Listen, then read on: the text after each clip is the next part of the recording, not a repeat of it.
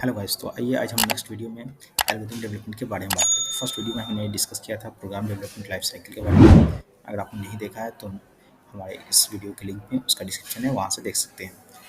तो second topic है मेरा एल्गोरिथम डेवलपमेंट।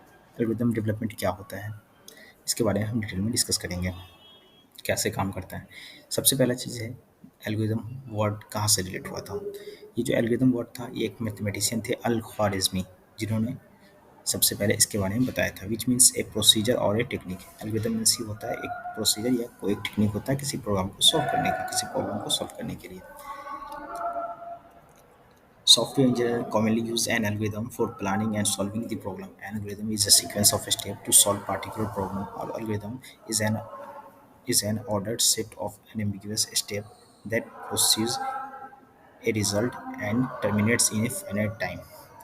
ये जो सॉफ्टवेयर इंजीनियर होते हैं, ये क्या करते हैं, जो एल्गोरिदम होता है, इस एल्गोरिदम का यूज़ करते हैं किसी भी प्रॉब्लम को सॉल्व करने के लिए। क्योंकि एल्गोरिदम के अंदर हम क्या करते हैं, जो प्रॉब्लम होता है हमारा, उस प्रॉब्लम को सीक्वेंस ऑफ स्टेप्स में डिवाइड करते हैं। उसके बाद उस प्रॉब्लम को सॉल्व करते हैं, अलग अलग छोटे छोटे प्रॉब्लम में डिवाइड कर देते हैं। उसके बाद उस छोटे छोटे प्रॉब्लम को हम सॉल्व करते हैं। आइए बात करते हैं एल्गोरिथम डेवलपमेंट के बारे में आगे। Algorithm development has following characteristics. पहला क्या है कि एल्गोरिथम डेवलपमेंट में एक इन एल्गोरिथम डेवलपमेंट में और मे नॉट रिक्वायर्ड इनपुट। या तो एल्गोरिथम डेवलपमेंट रिक्वायर्ड होगा इनपुट, या नहीं भी हो सकता है। But output each algorithm is expected to produce at least one result. जो भी एल्गोरिथम होगा वो एल्गोरिथम कुछ ना कुछ रिजल्ट जरूर देगा। नेक्स्ट पॉइंट है definiteness. Each instruction must be clear and unambiguous. जो भी इंस्ट्रक्शन होगा वो एकदम क्लियर होना चाहिए, सामने वालों को समझ में आना चाहिए। नेक्स्ट पॉइंट है finiteness. If the instruction of an algorithm are executed, the algorithm should terminate after finite number of steps. यानी जो मेरा एल्गोरिथम है, वो एल्गोरिथम कुछ स्टेप के बाद टर्मिनेट होना चाहिए। ऐसा नहीं कि algorithm infinite number of terms चलेगा। यहाँ कुछ ना कुछ स्टेप्स होंगे, वो steps in number of steps होंगे। स्टेप्स कंप्लीट होने के बाद एल्गोरिथम टर्मिनेट होगा। नेक्स्ट पॉइंट बात करते हैं the algorithm include following three types of control structure. जो हमारा एल्गोरिथम होता है उसमें तीन टाइप के कंट्रोल स्ट्रक्चर होते हैं। पहला होता है sequence. In this sequence structure statements are placed one after the other and the execution take place starting from up to down। ये जो मेरा सीक्वेंस होता है, इसका मीन्स होता है कि जो भी प्रॉब्लम का सीक्वेंस होगा, स्टेटमेंट होगा, वो सारे स्टेटमेंट एक के बाद दूसरे होंगे। यानी एक स्टेटमेंट एग्जीक्यूट होगा, फिर नेक्स्ट नेक्स्ट आएगा।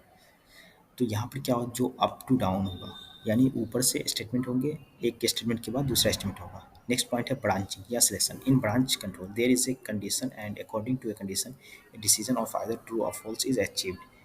In the case of true, one of two branch is explored, but in the case of false condition, the other alternative is taken. Generally, if then is used to represent branch control। Branch control सीखने में से होगा कि मेरे पास जो statement है, उस statement में कुछ कंडीशन होंगे कि अगर ये कंडीशन एग्जीक्यूट होगा तो नेक्स्ट वाले पॉइंट पे जाएगा, नहीं तो ये प्रोग्राम एंड होगा। तो यहाँ पर ट्रू और फॉल्स का यूज होगा कंडीशन चेक करने के लिए। नेक्स्ट पॉइंट है लूप और रिपीटिशन। द लूप और repetition allows statement to be executed repeatedly based on certain loop condition while और फॉर लूप। ये जो लूप होता है, लूप का मीन्स ही होता है रिपीटिशन, यानी एक स्टेटमेंट बार बार एग्जीक्यूट होगा। तो उसके लिए हम लूप का यूज करेंगे। लूप कुछ टाइप होते हैं, जैसे while loop, for loop, do while loop. ये सब लूप के कुछ टाइप हैं जो डिटेल में हम आगे डिस्कस करेंगे। अब बात करते हैं एडवांटेज ऑफ एल्गोरिदम की। एल्गोरिदम के क्या क्या एडवांटेज हैं। एडवांटेज ऑफ पहला पॉइंट है it is a stepwise representation of a solution to a given problem which makes it easy to understand. Algorithm जो होता है वो क्या होता है कि स्टेप वाइज किसी भी प्रॉब्लम का सॉल्यूशन को हम रिप्रेजेंट करते हैं, जिससे प्रॉब्लम आसानी से समझ में आती है। नेक्स्ट पॉइंट है एल्गोरिदम यूज ए डेफिनिट प्रोसीजर। एल्गोरिदम जो होता है वो डेफिनिट प्रोसीजर को यूज़ करता है। नेक्स्ट पॉइंट है it is dependent on any programming language. It is not dependent on any programming language, so it is easy to understand for anyone even without programming knowledge. ये जो algorithm होता है इसमें किसी programming language का use नहीं होता, तो इसलिए जो भी पर्सन है जिसको प्रोग्रामिंग लैंग्वेज नहीं भी आता है, तो वो भी इसको आसानी से समझ सकते हैं। नेक्स्ट स्टेप है every step in an algorithm has its own logic sequence so it is easy to debug. जो भी एल्गोरिथम होते हैं उस एल्गोरिथम का हर स्टेप का अपना कुछ ना कुछ लॉजिक होता है, क्योंकि हर स्टेप में अलग अलग तरीके से हम प्रोग्राम को सॉल्व करते हैं, उसके बाद फाइनल रिजल्ट निकलता है। नेक्स्ट पॉइंट बात कर रहे हैं एल्गोरिथम को लिखेंगे कैसे, हाउ टू राइट एल्गोरिथम। सबसे पहला पॉइंट है define your algorithm input. Many algorithm take in data to be processed. Example, calculate the area of a rectangle. Input may be rectangle height and rectangle width. अगर हम किस step का अब हम discuss करते हैं स्टेप के बारे में, किसी भी प्रॉब्लम को एल्गोरिदम में कैसे हम सॉल्व करते हैं स्टेप बाय स्टेप। तो यहाँ पर देखिए एक एरिया रेक्टेंगल का हमको एरिया फाइंड करना है, उसके लिए हमें क्या चाहिए, हाइट चाहिए रेक्टेंगल का और रेक्टेंगल का विड्थ चाहिए। तो हम फर्स्ट स्टेप में जानेंगे क्या क्या हमको रिक्वायरमेंट है। नेक्स्ट पॉइंट क्या है, डिफाइन दी वेरिएबल। अब हम हाइट और विड्थ के लिए वेरिएबल का यूज करेंगे। देखिए स्टेटमेंट क्या लिखा, algorithm variable allows you to use more than one place. We can define two variable for rectangle height and rectangle width as height as width और एच और W. We should use meaningful variable name. Example, instead of using H and W use height and width as a variable name. यहाँ पर हम next point जो step इसमें हम क्या discuss करेंगे कि हमारा जो प्रॉब्लम है उस प्रॉब्लम के लिए हम वेरिएबल डिफाइन करेंगे कि क्या क्या वेरिएबल का यूज करेंगे। यहाँ पर क्या है, वेरिएबल के लिए हम पूरा नेम हाइट और विथ भी यूज कर सकते हैं, नहीं तो शॉर्ट में एच और डब्ल्यू भी लिख सकते हैं हाइट को। ये खुद के समझने के लिए होता है, प्रोग्राम में वेरिएबल का यूज करते हैं। नेक्स्ट पॉइंट है आउटलाइन दी एल्गोरिथम ऑपरेशन। इसमें हम क्या करेंगे, use input variable for computation purpose. वैसे to find area of rectangle, multiply the height and width variable and store the value of new variable, say area. An algorithm operation can take the form of multiple step and even branch depending on the values of the input variable. Next step जो वो क्या है, operation का। इस step में हम क्या करेंगे, जो मेरा हाइट और विथ आया इसके अकॉर्डिंग हम उसका एरिया फाइंड करेंगे। एरिया फाइंड करने के लिए रेक्टेंगल का फॉर्मूला क्या होगा, हाइट को विथ से मल्टीप्लाई करते हैं। तो एरिया इक्वल टू, इसमें एक नया वेरिएबल बनाएंगे एरिया। एरिया इक्वल टू क्या लिखेंगे, हाइट इंटू विथ, और उसमें कुछ लॉजिकल ऑपरेशन परफॉर्म होंगे। उसके बाद हमको उस ऑपरेशन का रिजल्ट निकलेगा। आउटपुट, नेक्स्ट स्टेप क्या है, output of the result. In case of area of rectangle, output will be the value store in variable area. If the input variable describe a rectangle with height of 2 and width of 3, the algorithm would output the value of 6।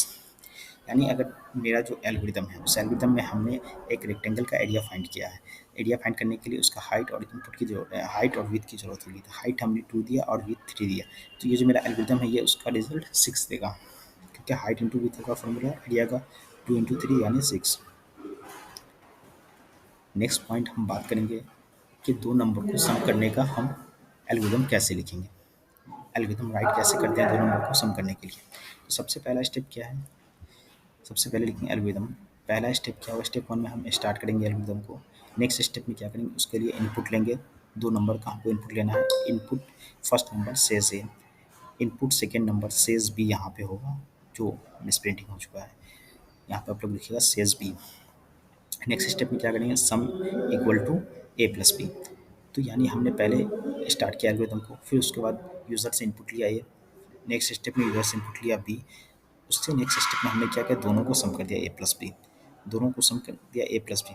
उसके बाद next step में क्या करेंगे, जो दोनों का सम आएगा उसको डिस्प्ले कर देंगे, तो यहाँ पर फाइनल रिजल्ट हमें मिल जाएगा। उसके बाद हम स्टॉप कर देंगे एल्गोरिथम को। यहाँ इस सम नहीं होगा, ये स्टेप 6 होगा, स्टॉप होगा। डिस्प्ले में सम को हम रिजल्ट करेंगे। ये थोड़ा मिसप्रिंटिंग हो गया, ये सम यहाँ पे आएगा और डिस्प्ले यहीं पे रहेगा। चलिए, thank you very much. Next video में हम डिस्कस करेंगे फ्लो चार्ट के बारे में।